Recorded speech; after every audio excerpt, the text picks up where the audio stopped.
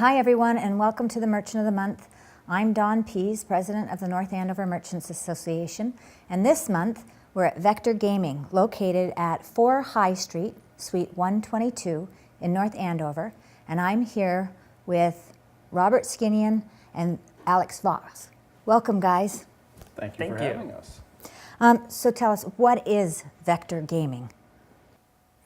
Vector Gaming is a LAN center for players of all ages to come play PC games, play board games, play card games. We have open table space, and everyone is welcome, all ages. So what are eSports? I hear the term all the time, and I don't know what it means at all. So eSports is a current phenomena of competitive gaming.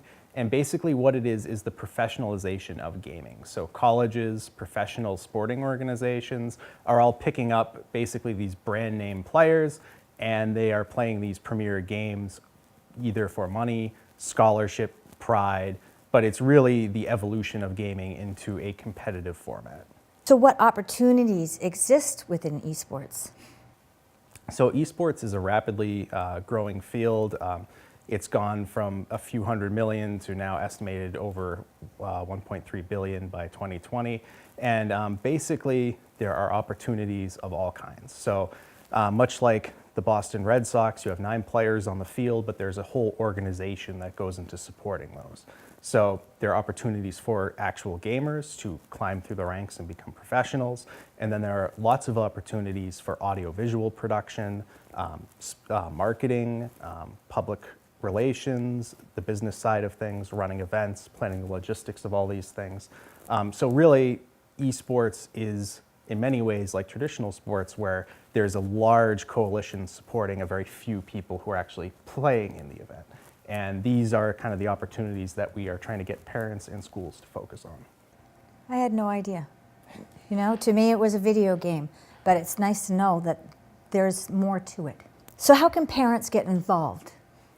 So a lot of parents right now are not engaging in this space. We've seen this from administrators and from parents, and there are some early adopters who are very much into it. But for example, if your child plays baseball or hockey, you're very likely going to be involved in that. You're going to drive them to the sport. You might go to the batting cages with them. You know, you're going to be actively involved in what your child is doing, and we want parents to pick this up with video gaming as well. So learning about some of these opportunities, especially there are a lot of internship opportunities with some of these premier organizations in media. For example, audiovisual or writing articles, reporting on these events, and on the games themselves. So these are all things that students can do while they're still in high school or in college to kind of build up their professional resume that's within something that they really enjoy. So what are you trying to accomplish locally? We want to create a safe gaming space where everyone feels welcome. We have 10 PCs set up behind us that anyone can come in and play.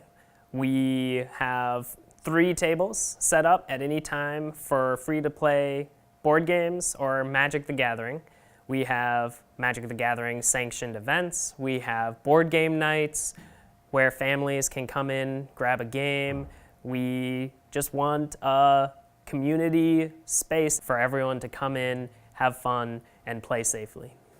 Another thing we're looking to do is engage school administrators, engage parents in basically adopting this into the high school age group. So this is very much a top-down thing right now. There's a lot of investor money going into professional organizations and even into some colleges. A lot of colleges are starting to pick this up and offer scholarships both for their competitive teams and their club teams.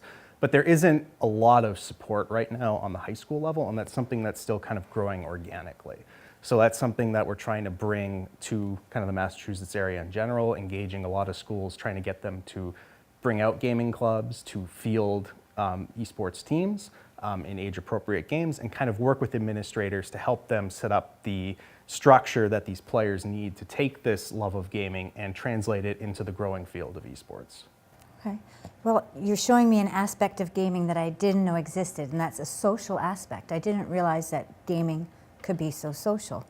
So I understand that you're also active within the community and giving back into your community. Can you tell us a little bit about that? Some of the things we've sponsored in the past include the Fur Ball, which was held in Andover, and that was a charity fundraiser basically for the Merrimack River Feline Rescue Society. I think I got that one right.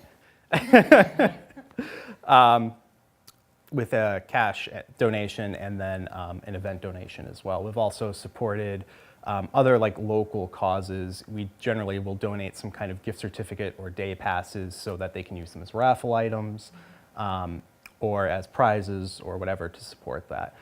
We've also taken all of our equipment down to school, Shawsheen Tech, when they were interested in like trying out what an eSport format would look like at their school. And basically we just break down this whole center and bring it down and set it up there so that they can kind of see what that 5v5 more professional format would feel like. So kids and gaming can get a little loud. What do you guys do that's different?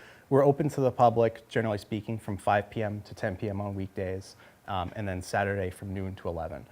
During the normal kind of business hours here, we have like a quiet hour gaming club. So people can join that, and it's basically an unlimited play from the noon to 5 period during weekdays. So they can do that and then just come in whenever they want, grab a PC and go. As long as they stay quiet. As long as they stay quiet.